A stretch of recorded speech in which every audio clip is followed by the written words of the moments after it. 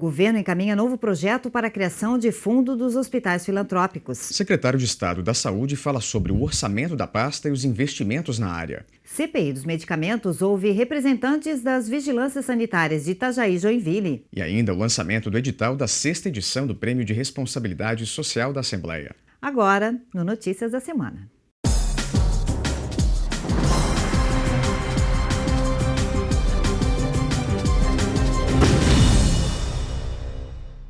Parlamentares da Comissão de Constituição e Justiça iniciaram esta semana a discussão do projeto que cria o Fundo de Apoio aos Hospitais Filantrópicos, EMOSC e também o CEPOM. É a matéria de origem do governo e tem o mesmo teor de outro projeto de origem parlamentar que já tramitava na Assembleia. Quem explica é a repórter Deluana Busso.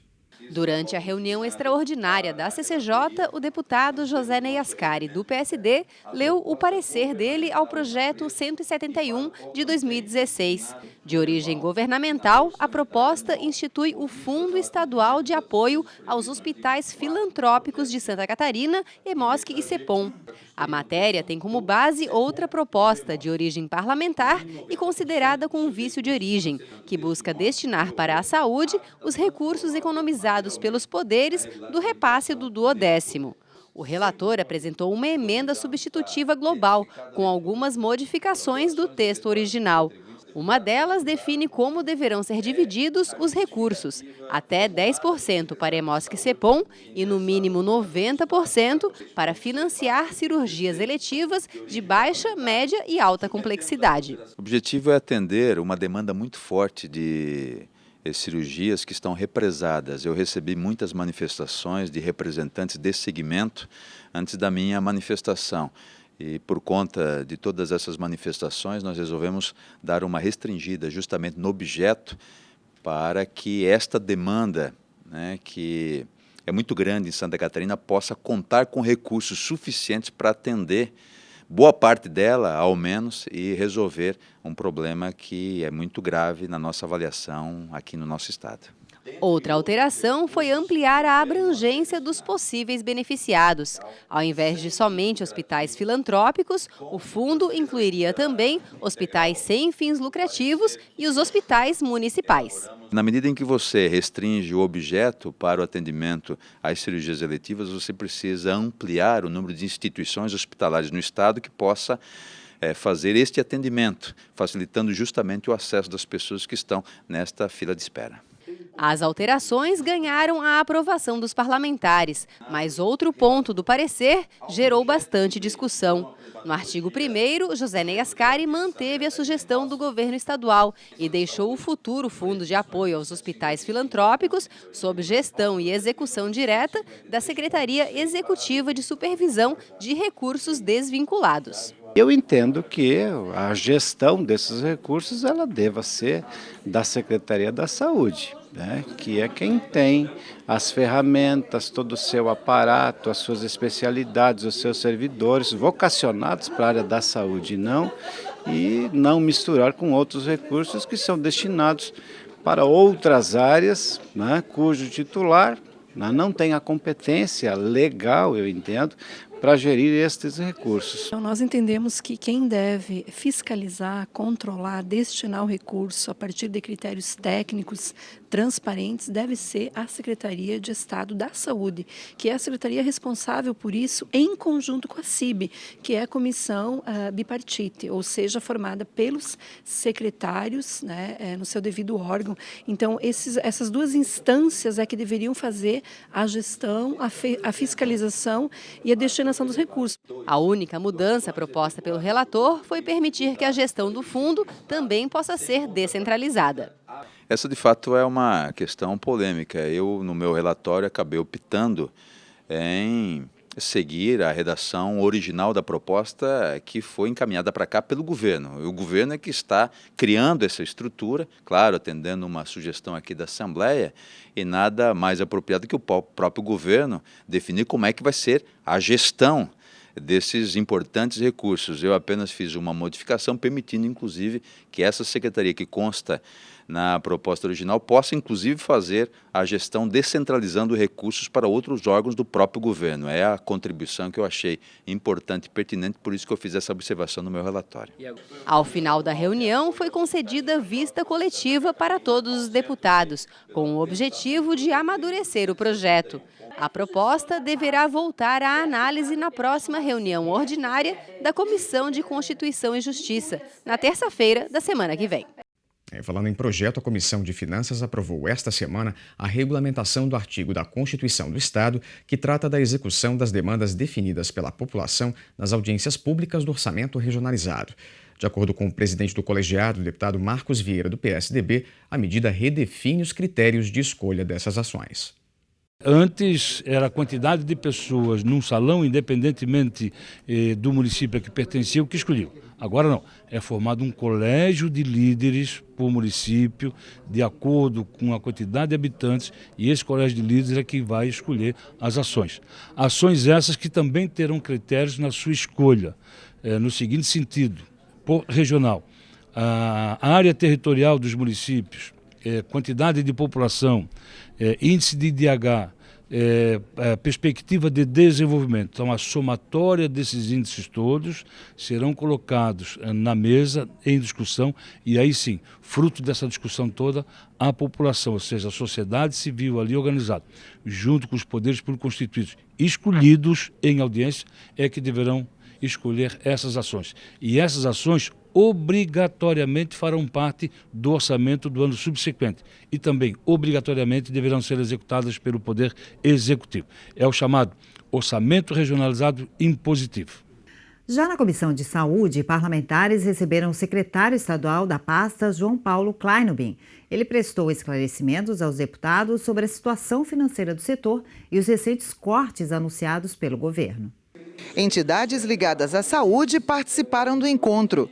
O secretário de Estado, João Paulo Kleinobin, atendendo a uma convocação da Comissão de Saúde da Assembleia Legislativa, apresentou detalhes da situação financeira do setor. Nós temos um ano extremamente difícil, né? Ou seja, um aumento de procedimentos por um lado, a redução do orçamento em função da crise, e o Estado precisa rediscutir, na verdade, quais são as suas prioridades, ou seja, aquilo que pode ser feito e de que forma nós vamos enfrentar essa situação. Esse é o objetivo, acho que de discutir com a sociedade de forma ampla quais são os principais custos da saúde, não da Secretaria, mas da saúde como um todo, a questão dos hospitais próprios do Estado, a questão das cirurgias eletivas, a questão da vinda de novos recursos. Para a deputada Ana Paula Lima, do PT, que preside a Comissão de Saúde, a convocação serve para dar visibilidade e transparência sobre a real situação da Secretaria de Estado da Saúde, que hoje apresenta dívidas com fornecedores e anuncia cortes no orçamento. Há muitas dúvidas de divergência de números, tanto dos fornecedores que estão sem receber, dos hospitais filantrópicos, dos hospitais públicos e o corte anunciado para alguns segmentos. É que isso que nós queremos esclarecimentos do secretário e principalmente das cirurgias eletivas que foram desmarcadas, né, estavam programadas e não estão sendo realizadas. Kleinobin trouxe dados detalhados sobre a situação financeira da Secretaria, a evolução com gastos com pessoal, o andamento do plano de gestão de saúde, os números sobre o funcionamento de hospitais próprios e terceirizados e a questão da judicialização de pacientes que acionam a Justiça contra municípios e o Estado para acesso a procedimentos e medicamentos. Numa comparação com 2015, o secretário anunciou redução de 20,53% de recursos para custeio e uma ampliação de 8,28% na folha de pagamento.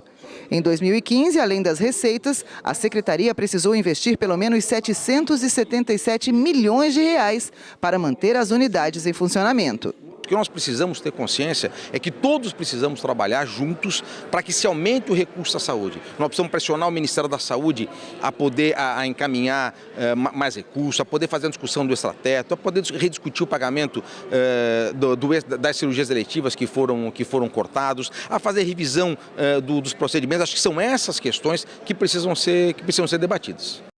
E veja a seguir, deputados da CPI dos medicamentos falsificados ouvem representantes da Vigilância Sanitária de Itajaí e também de Joinville. Os detalhes da reunião que discutiu a estrutura dos dois órgãos no combate à falsificação, você confere depois do intervalo. Notícias, volta já.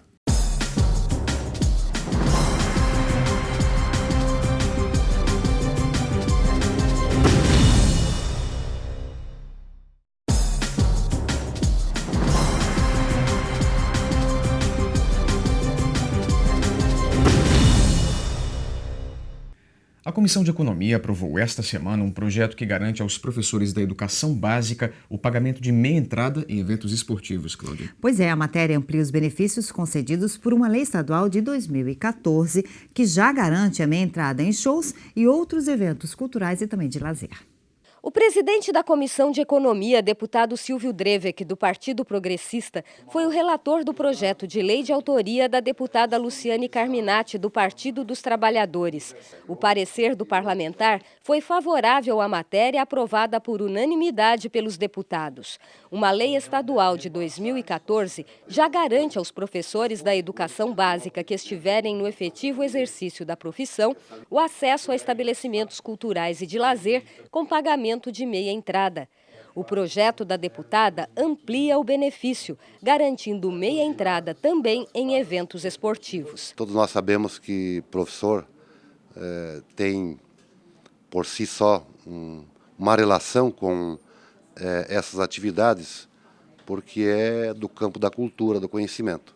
Então facilita, muitas vezes o professor não tem recurso suficiente ou, independente disso, colabora para que o nosso professor possa participar de atos culturais, artísticos e lazer esportivo. Então, penso que é uma grande contribuição que esses professores que não estavam contemplados com a meia entrada, diante desse projeto de lei, agora em votação na última comissão, que vai a plenário, e depois, se o governador sancionar, esses professores também receberão este benefício através do Estado de Santa Catarina.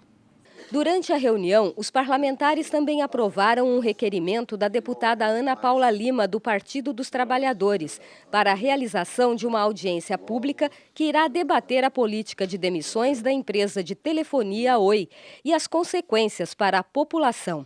A data e o horário ainda não foram definidos. Nós sabemos que existe uma crise econômica e financeira em todo o Brasil, todas as empresas estão passando por dificuldade. Mas há uma preocupação, sim, no sentido de, com essas demissões, o atendimento fica prejudicado.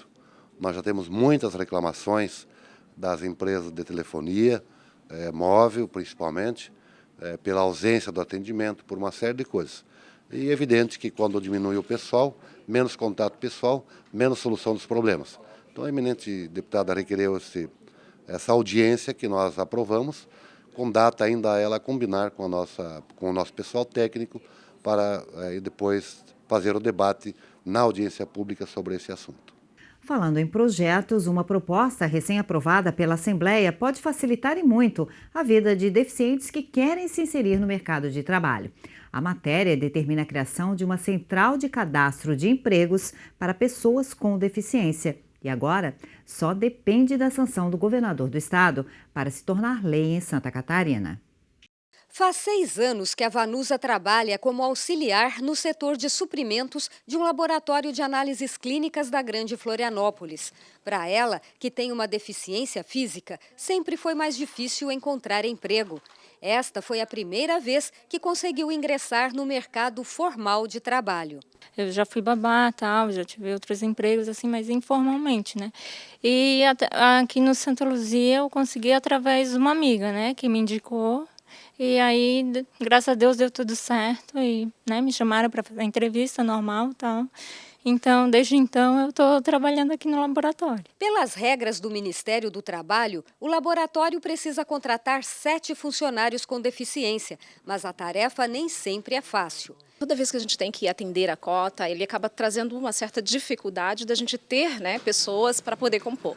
E aí é nesse momento que a gente vai atrás de alguns currículos, né, vai atrás de pessoas que atendam, né, aos requisitos para a gente poder preencher a vaga, né, que já tem alguns requisitos pré-estabelecidos, como horário, local, né, e as especificidades de escolaridades, entre outros. Mas não é algo tão fácil assim para a gente poder atender. Agora, Santa Catarina poderá contar com uma central de cadastro de empregos específica para pessoas com deficiência. Um projeto de lei com este objetivo já foi aprovado pela Assembleia Legislativa. Falta a sanção do governador do estado para transformar a matéria em lei. A central ficaria vinculada à Diretoria de Trabalho, Emprego e Renda da Secretaria de Estado da Assistência Social e o cadastro seria publicado no site da Secretaria. A iniciativa foi do presidente da Comissão de Defesa dos Direitos da Pessoa com Deficiência, deputado José Ney Ascari, do PSD. Nós temos uma legislação que já determina a contratação mínima de pessoas com deficiências nas empresas. Mas evidentemente que as empresas às vezes têm dificuldades de obtenção de informações para facilitar essa contratação. Então a organização de um cadastro através da Secretaria da Ação Social do Governo vai justamente proporcionar essa condição, essa facilidade, essas informações que as empresas precisam até mesmo para cumprir com a legislação. Eu acho que é uma grande contribuição para fomentarmos a inclusão da pessoa com deficiência na sociedade através do mercado de trabalho. Os servidores responsáveis pela central de cadastro deverão fazer um levantamento de vagas nas empresas para facilitar o encaminhamento das pessoas com deficiência. Os empregadores acreditam que a central vai ser uma grande ajuda nesse processo de contratação. Esse é o sentido de parceria, né? A gente ter alguém que faça esse trabalho, essa ponte. Do ponto de vista da empresa, excelente. Eu também tenho certeza que do ponto de vista do portador de deficiência também essa dificuldade. Então, para a empresa seria excelente, nos ajudaria muito para que a gente possa realmente compor rapidamente, né, essa necessidade dos preenchimento das vagas.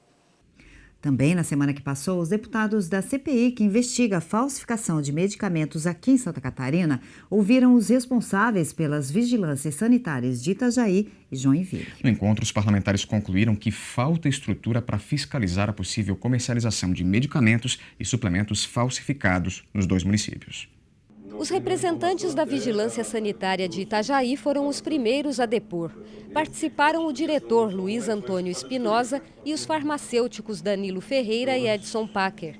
Eles informaram que há 2 anos, uma ação realizada em conjunto com os Correios conseguiu que a população reduzisse o número de pedidos de medicamentos e suplementos alimentares por encomenda. Por alguns meses fizemos uma ação juntamente com eles e a gente detectou alguns suplementos alimentares que não poderiam ser comercializados aqui, alguns suspeitos de medicamentos que também apreendemos, né, que não tinha registro de que eles pudessem estar sendo comercializados, e fizemos a apreensão e posteriormente a inutilização desses medicamentos ou suplementos. Mas os depoimentos mostraram que esta e outras ações de recolhimento e inutilização de produtos suspeitos são pontuais. No geral, há falta de estrutura para comprovar a autenticidade de medicamentos e suplementos alimentares. A grande maioria dos municípios de Santa Catarina e do Brasil, a vigilância sanitária tem suas limitações. E o assunto tratado aqui na Assembleia é um assunto muito grande, de muita responsabilidade e que demanda de uma estrutura física e técnica muito ampla. E aí a gente sabe que os municípios não têm condições de montar esse amparato todo para dar a guarita, assistência técnica para poder realizar esse trabalho. Em seguida, a coordenadora da Vigilância Sanitária de Joinville, Edilane Pacheco Pasquale, depôs e, mais uma vez, foi constatada a falta de estrutura da unidade. Hoje, Joinville conta com um quadro de fiscais, 32 fiscais ativos, né? Na área de saúde, especificamente de farmácia, são 2 fiscais farmacêuticas ativas no quadro hoje. E são 11 mil estabelecimentos no município, né? A dificuldade é em relação a não ter um programa pré-estabelecido e um destino também para fazer as análises de amostras de medicamentos que possam ser recolhidas para isso. A representante de Joinville informou que o programa de monitoramento de alimentos vem sendo eficiente e que poderia ser implantado também na fiscalização de medicamentos. É feito coletas periódicas de alimentos pré-determinados pela Diretoria de Vigilância Sanitária do Estado, em que nós encaminhamos as amostras, são feitas as análises e verificados os dados adequados de adequação, de rótulo e de propriedades dos alimentos. Isso poderia ser aplicado também para os medicamentos. E veja ainda hoje a abertura das inscrições para o Prêmio de Responsabilidade Social deste ano. Os detalhes do edital lançado essa semana aqui na Assembleia você confere depois do intervalo. A gente já volta.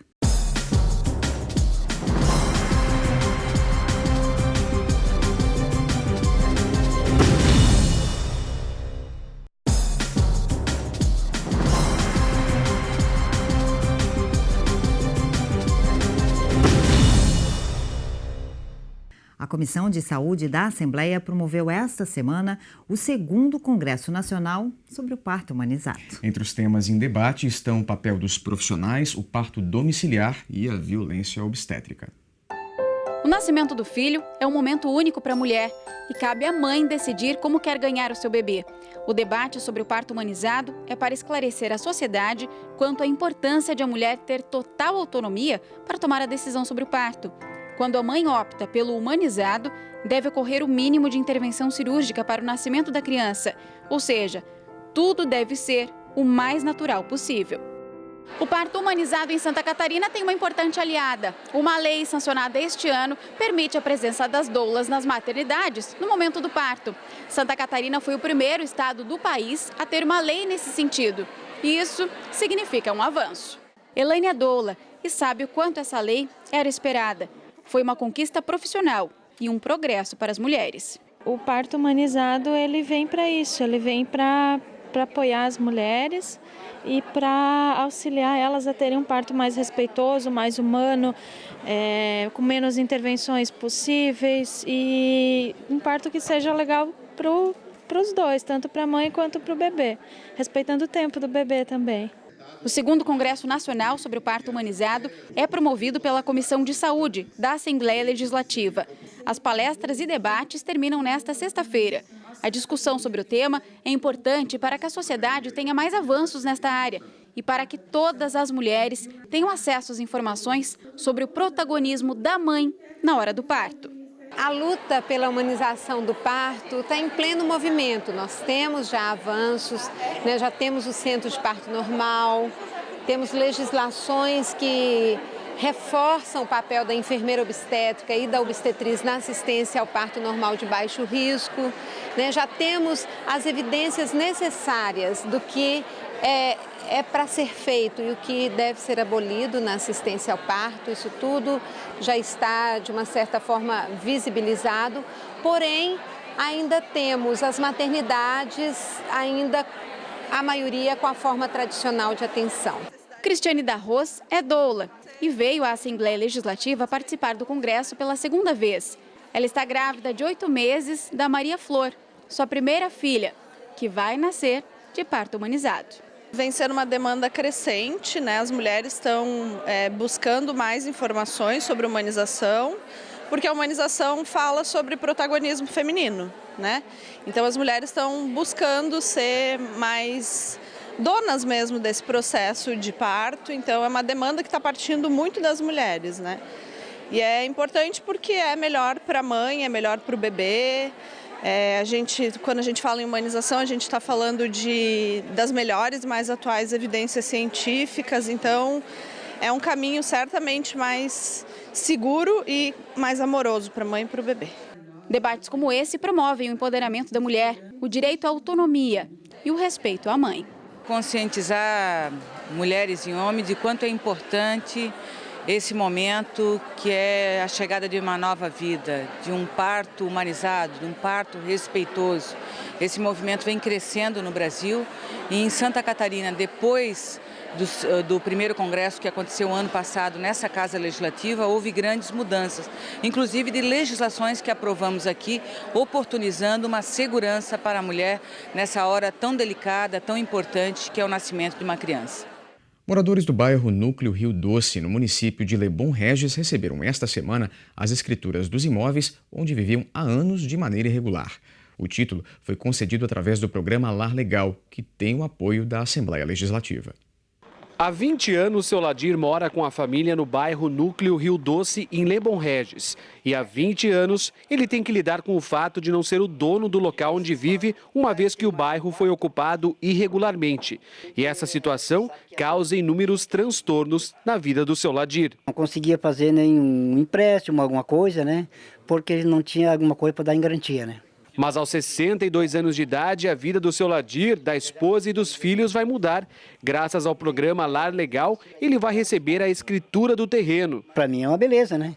Beleza pura, que daí a gente tem como investir. Além do seu Ladir, hoje aqui no bairro Núcleo Rio Doce, outras 535 famílias vão receber a matrícula que garante a posse do terreno em que elas moram. Um momento que traz uma mudança significativa na vida dessas pessoas. O bairro de Casas Humildes agora passa a ser um local reconhecido oficialmente graças ao trabalho realizado pelo programa. Em Lebon Regis, todo o processo de regularização começou por meio da prefeitura. Nós tomamos a iniciativa em 2011 e foi um prazo longo, toda essa burocracia, toda essa questão de levantamento, de cadastramento, demorou. Mas aconteceu, né? E hoje eu vejo assim se tornou uma realidade. E uma grande alegria para a nossa comunidade, para o nosso povo. O evento de entrega das escrituras reuniu autoridades locais e estaduais, além dos beneficiados no ginásio da escola do bairro. O programa Lar Legal nasceu em 2012 por meio do Tribunal de Justiça de Santa Catarina. A ideia é assegurar às famílias em estado de vulnerabilidade social a obtenção dos títulos de propriedade de terrenos que são ocupados de forma irregular. A cada entrega revigora as forças e faz com que nós continuemos o trabalho, porque tem 350 mil famílias para serem atendidas e até o momento nós estamos chegando perto de 4 mil. O presidente da Assembleia Legislativa do Estado, deputado do PSD, Gelson Merizio, participou da entrega. Desde o início, o Parlamento Estadual também é parceiro do programa. Traz dignidade, traz cidadania e traz respeito a pessoas humildes que agora são, de fato, proprietários do seu imóvel. E a Assembleia é apenas apoiadora e incentivadora para que nós tenhamos resguardados todos os processos legais, rapidez neste que é um caminho para trazer dignidade e cidadania às pessoas. O Parlamento Catarinense lançou esta semana o edital do Prêmio de Responsabilidade Social. É o 6º ano que o Legislativo concede a certificação. Pois é, e a premiação é voltada a empresas e organizações que desenvolvem projetos de caráter socioambiental. As inscrições já estão abertas. A cerimônia foi no gabinete da presidência da Assembleia Legislativa. O presidente da Casa, deputado Gelson Merizio, do PSD, informou que as inscrições para a 6ª edição do Prêmio de Responsabilidade Social acabam de ser abertas e podem ser feitas até o dia 12 de setembro. A solenidade para a premiação das empresas e organizações com fins não econômicos está marcada para o dia 6 de dezembro. Serão conferidos certificações e troféus para os melhores projetos que promovam o bem-estar da comunidade e ações de responsabilidade socioambiental.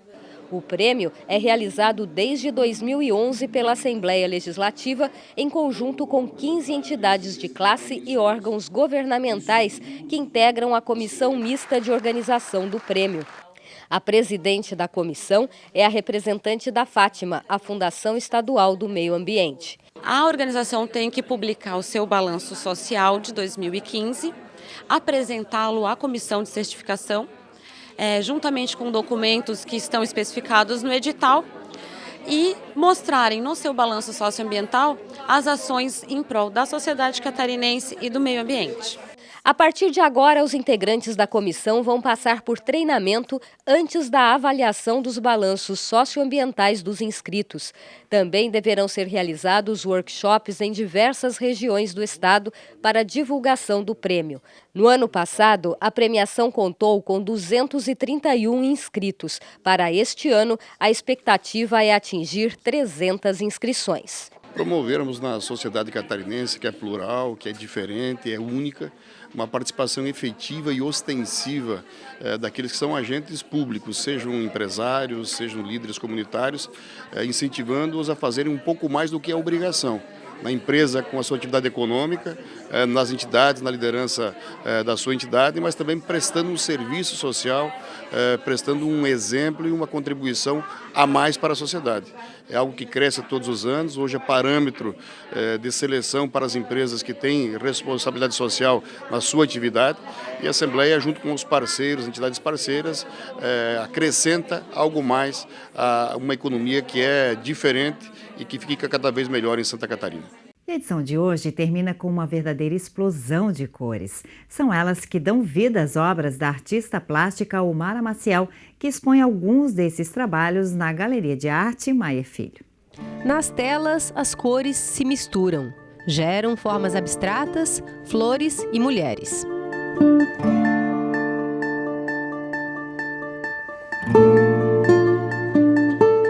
Os quadros fazem parte da exposição Cores em Vida, da artista plástica Omara Rosângela Leite Maciel, conhecida como Zanza.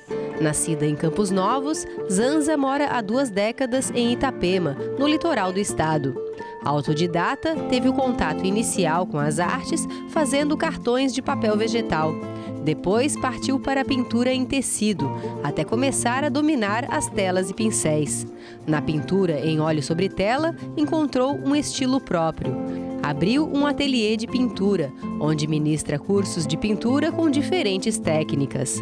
Para os 18 quadros da exposição Cores em Vida, buscou inspiração no cotidiano.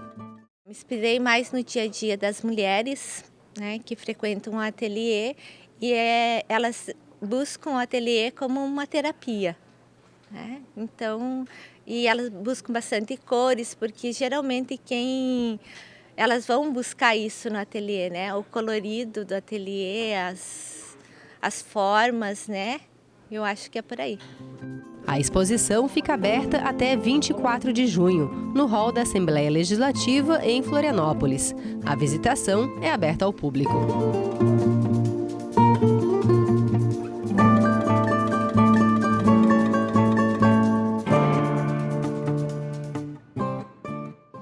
Por hoje é só, o Notícias vai ficando por aqui. A gente se vê semana que vem, no mesmo horário. Até lá. Até.